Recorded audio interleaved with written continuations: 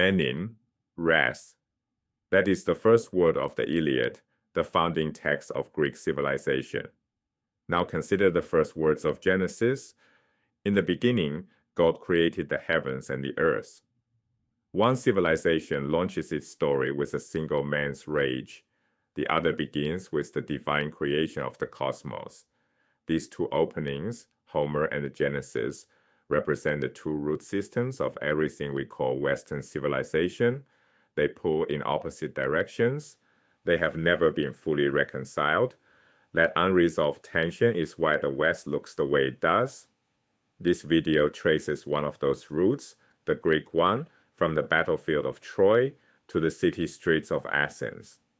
It begins with a single Greek word, arete. Arete, spelled A-R-E-T-E with an accent, is the word the Greeks used for excellence, not moral goodness, not virtue in the Christian sense. Arete meant prowess, the capacity to be outstanding, to be admired in the fullest way possible. Its root is the Greek word aner, meaning man as opposed to woman. In Homer's world, arete encompassed courage, beauty, strength, athletic skill, and eloquence. A man of arete was a man others looked at with awe. He might be ruthless, he might be cunning. What mattered was that he excelled, visibly, publicly, undeniably. The later meaning, moral virtue, came centuries after Homer, especially under Christian influence. That shift in meaning tells us how profoundly later traditions reshaped the Greek original. Homer gave us two supreme embodiments of arete.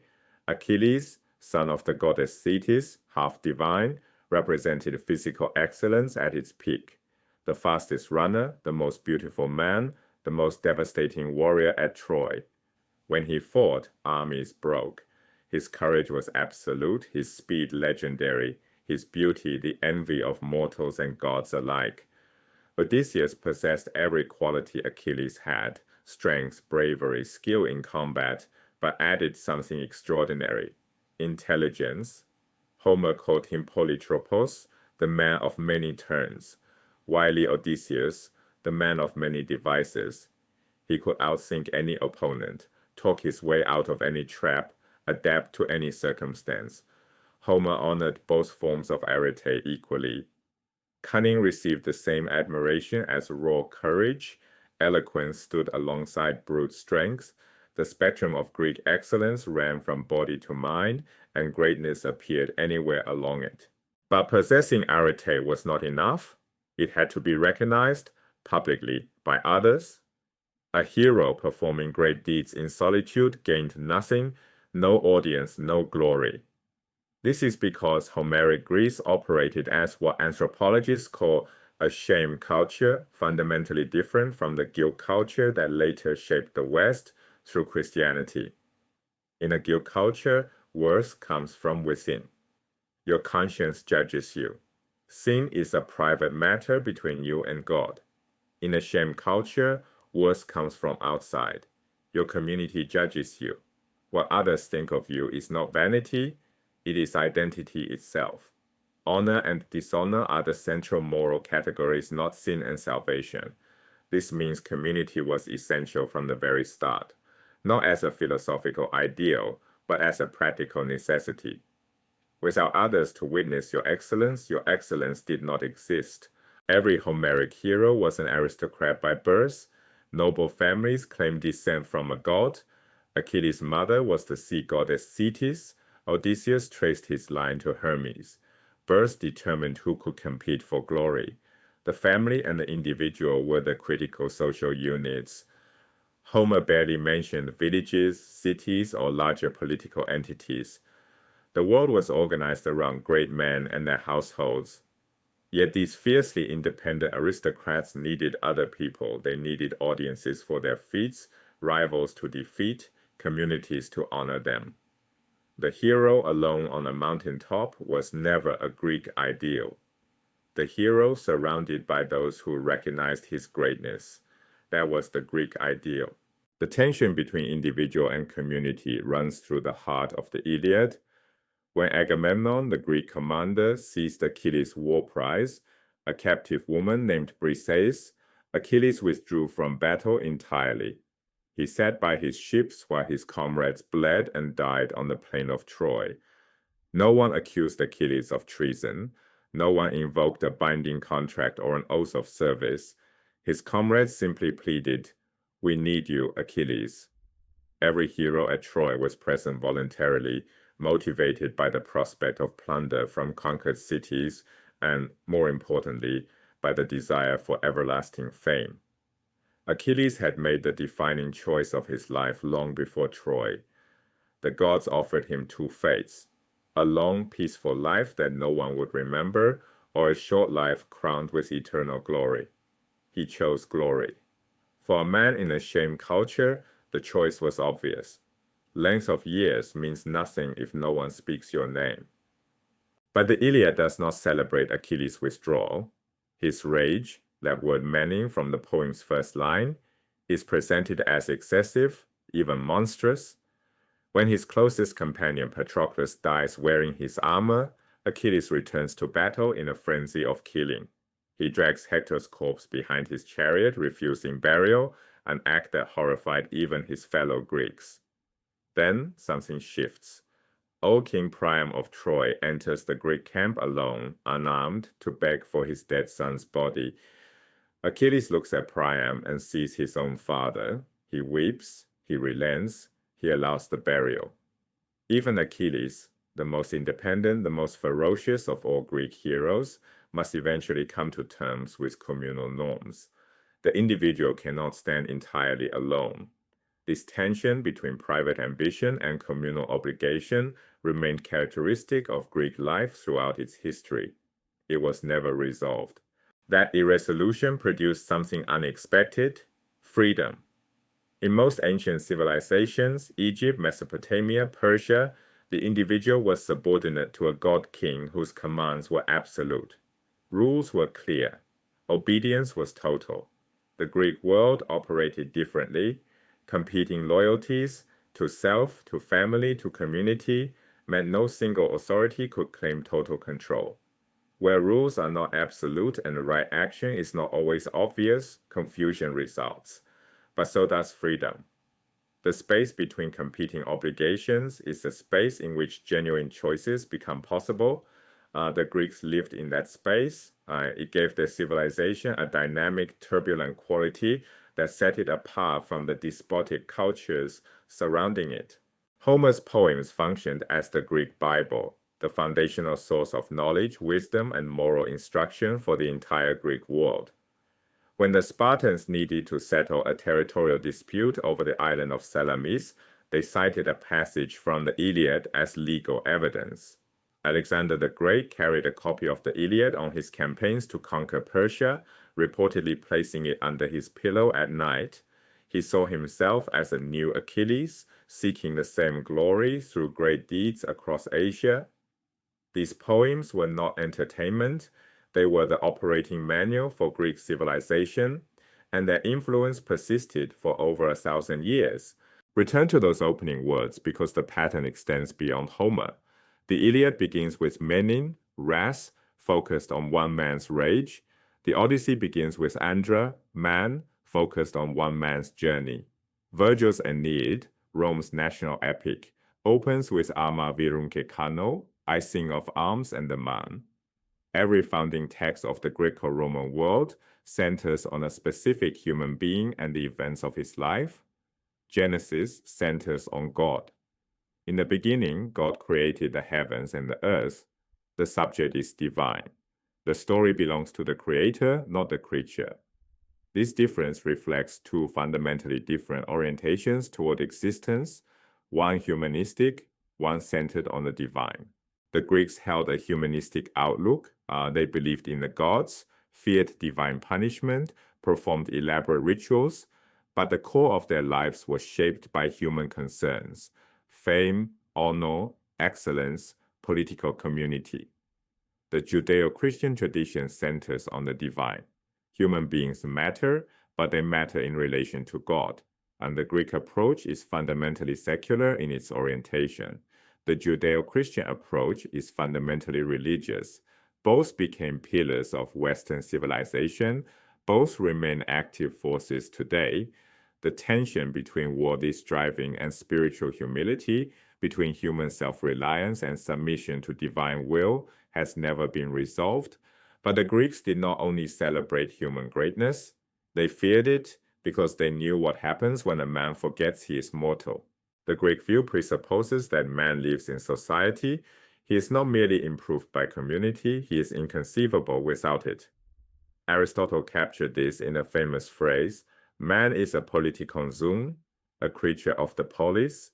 The polis was the Greek city-state, and Aristotle meant something radical. A man without a polis is either more or less than a man. Above the polis stands only a god, self-sufficient and needing nothing. Below it stands something less than human. Community is not optional. It is what makes us human. This idea, rooted in Homer's world of heroes who needed audiences for their glory, became one of the most distinctive features of Greek thought. Consider Odysseus. During his long voyage home, he was shipwrecked on the island of the goddess Calypso, who fell in love with him. She offered him the one thing no mortal could otherwise obtain, eternal life. He declined. He chose to return to Ithaca, to his wife Penelope, his son Telemachus, and his position as king. His reasons were partly personal, but they were also political. Odysseus was king of Ithaca. Returning meant resuming a position of honor and respect essential to his identity. Immortality on a remote island, cut off from community, with no one to recognize his excellence, for a Greek, that was not paradise. That was exile. This contrast becomes sharpest when set directly against Genesis. In the Bible, God places Adam in the Garden of Eden, paradise defined by solitude, innocence, and ease, no work, no pain, no death. Perfection is a pre-social, pre-political condition. The fall comes through pride, eating from the tree of knowledge, trying to become like the gods. The punishment, expulsion into society, corruption, suffering, mortality. Salvation comes only from God in another world. The message is clear. Know your humble place. Hope rests with God, not with yourself. A Greek would find this paradise intolerable. In the Odyssey, Homer describes the Cyclopes as monstrous precisely because they live without nomoi, laws and customary norms, and reck not of one another. Each Cyclops family exists in isolation, answering to no one. To Greek eyes, these are not noble savages. They are prehistoric monsters living below the human level. The good life requires political society. Justice, virtue, and meaning can exist only among citizens living under shared laws. What one tradition presents as paradise, the other presents as barbarism. These two visions, the pre-social Eden and the communal polis, represent fundamentally opposed ideas of human flourishing. The Greeks had their own concept of transgression, centered not on disobeying God's commands, but on exceeding human limits. The pattern repeated across their literature like a drumbeat of warning. It begins with excess. A man is granted too much. Wealth, strength, beauty, success. Abundance breeds arrogance. He is tempted to step beyond the human condition to act as though he were a god. This is hubris, best translated as violent arrogance. Not mere pride, but the aggressive certainty that ordinary limits do not apply. Hubris leads to arete, moral blindness. The man can no longer think clearly. He loses the capacity to see his situation accurately. Blinded, he commits a dangerous self-destructive act. Then nemesis descends, divine retribution. The gods restore the balance he violated. The cycle is as reliable as gravity. Excess, arrogance, hubris, blindness, catastrophe, nemesis. Sophocles' Oedipus the King traces this arc with devastating precision. Oedipus became king of Thebes not through birth but through brilliance. When the Sphinx terrorized the city with a riddle that killed all who failed it, Oedipus solved it. The city was saved. The people crowned him king. He was brilliant, beloved, seemingly blessed by the gods. Over time, his confidence grew beyond measure. When plague struck Thebes, Oedipus was certain he could identify its cause. After all, he had saved the city before. Seers warned him to stop asking questions. He pushed ahead. His intelligence, the very quality that made him great, now drove him toward destruction. The truth emerged. Oedipus had unknowingly killed his own father and married his own mother. The prophecy he spent his life fleeing had been fulfilled through his own actions. He tore out his eyes. The brilliant king who could see everything became a blind beggar who finally understood. Here is what makes the Greek pattern distinctive. When Oedipus ceased his arrogant pursuit, wisdom came to him. Suffering taught what success never could. He recognized that he had acted immoderately, and in that recognition lay a hard, painful enlightenment. The lesson the Greeks drew was not humility before God in the Judeo-Christian sense. They did not counsel meanness or self-denial. The Greek ideal was moderation. Be a man, be proud of what deserves pride, pursue arete with everything you have, but do not go beyond the limits of what is human. Seek fame, but recognize that a boundary exists. Push too far, and the gods will push back. Here lies the irresolvable contradiction at the center of Greek life. To live fully, a man must strive to be the greatest possible version of himself. Every fiber of the shame culture demands it, but excessive striving invites divine punishment. The hubris cycle waits for anyone who crosses the line. A Greek must pursue greatness while respecting moderation simultaneously. These values, arete, moderation, the essential need for community, did not exist only in poetry. They found their institutional home in one of history's most remarkable inventions, the polis. To understand the polis, we need a brief historical framework. Greek civilization passed through several phases. The Bronze Age Mycenaean kingdoms collapsed around 1200 BC, plunging the Greek world into a dark age. Centuries of isolation, poverty, and lost literacy.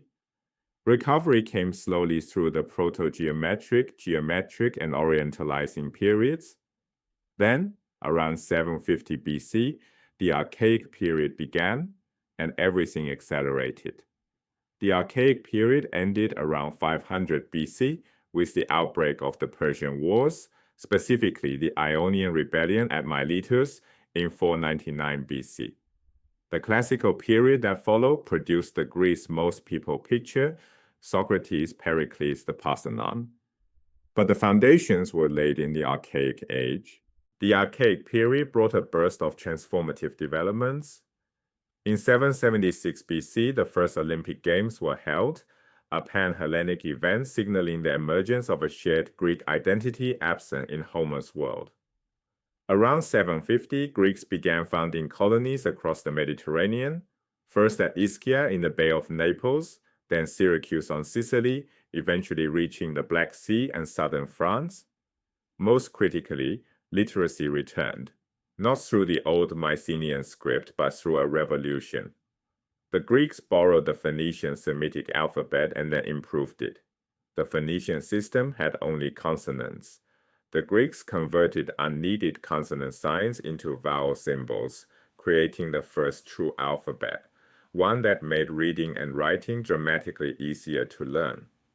Plato later observed that the Greeks never invented anything, but everything they borrowed, they improved. This new literacy allowed Homer's epics to be written down for the first time, preserving and amplifying their cultural power. In Homer, the word polis meant a physical citadel on a hill. By the Archaic period, it had become something far more radical. The poet Alcaeus declared, not houses finely roofed or the stones of walls well built, but men able to use their opportunity. Thucydides stated it plainly. Men are the polis. The proof came in action. When Persia threatened Phocaea, the citizens loaded their entire population onto ships and founded a new city on the French Riviera. They took their polis with them. Themistocles later made the same threat. He would sail the Athenian fleet to Italy and found a new Athens if the other Greeks refused to fight at Salamis. The polis was its people, not its walls, not its location. Physically, a polis centered on an acropolis, the high city, a defensible hilltop. Below it, winding streets of organic settlement. In Athens, the Plaka district still traces paths originally made by wandering cattle. Beyond the settlement lay farmlands stretching to natural boundaries, mountains, sea, or conventional borders. A boundary stone near Athens read, "This is Athens. It is not Megara." Athens was the largest polis, controlling all of Attica, roughly 1,000 square miles, with 40 to 50,000 adult male citizens. But Athens was the exception. Over 1,000 polis existed, perhaps 1,500, and most had well under 5,000 citizens. Aristotle considered 5,000 ideal, small enough that every citizen could hear a single speaker. The economy was chiefly agricultural. The agora, the marketplace and civic center, often appeared only a century or more after a polis was founded. Government followed a distinctive pattern. Tradition holds that kings, basileis, ruled the earliest polis, but these were never Eastern-style absolute monarchs. Kingship faded quickly, replaced by aristocratic republics, councils of noblemen governing collectively. By 700 BC, the poet Hesiod was complaining about bribe-swallowing basileis, crooked plural judges, not a single king. The memory of royalty varied. Rome's last king was overthrown for tyranny. King became a dirty word. Athens' last king, Hubris, died heroically in battle. Kingship was abolished because no successor could match him. The Athenian memory of royalty was not one of oppression. The polis tradition from its beginning was aristocratic governance, aligning with Homer's world of noble councils. Now we have both halves of the equation. Western civilization rests on two foundations that cannot be fully reconciled. The Greek tradition urges striving, competition, excellence, worldly glory. It places man at the center and finds meaning in political life and communal achievement. The Judeo-Christian tradition counsels humility and faith. It places God at the center and locates ultimate value beyond this world in the salvation of the soul. Both traditions pull on the Western mind. At any given moment, one may dominate. The Renaissance leans Greek, the medieval period leans Christian, but both remain present, both exert force. The result is a civilization with a permanent internal tension. The dynamic, contested, sometimes violent character of Western culture is not a flaw, it is a feature built into the foundations. The polis gave Greek values their institutional form. It was the arena where Arete could be displayed and recognized, where the shame culture found its stage. It created space for the tension between individual and community to play out in real political life, and it grounded the Greek conviction that man is a political animal, that the good life is a communal life, lived among fellow citizens under shared laws. The linguistic legacy reveals how deep this influence runs. Our words politics, polity, police, and policy all descend from polis. The idea that citizens, not gods, not kings, not priests, constitute the state remains one of the most radical ideas the Greeks bequeathed to the West. When the people of Phocaea sailed away from Persian conquest, they proved the point: the state is its citizens. When Themistocles threatened to relocate Athens to Italy, he proved it again. Buildings can be abandoned, borders can be redrawn, the community of citizens endures. The irresolvable contradiction remains: be the greatest you can be, but do not go too far. Strive for glory, but remember you are mortal. Build a community worthy of free men, but never forget the pool of individual ambition. The Greeks did not resolve this tension. They lived inside it. Their greatest works, the Iliad, the tragedies, the philosophical dialogues, are explorations of that tension, not solutions to it. Achilles raging by his ships, Oedipus tearing out his eyes, Odysseus choosing a mortal life in a mortal city over eternal life in paradise. Each story circles the same challenge, pursuing greatness without being destroyed by it. 25 centuries later, Western civilization still circles that challenge. It inherited both the Greek command to strive and the biblical warning against pride. It built institutions, republics, universities, legal systems that try to hold both impulses in balance. The balance is never stable. The argument never ends. The Greeks planted the seeds of that argument. Every generation that inherits the Western tradition must decide how to live inside the tension they created,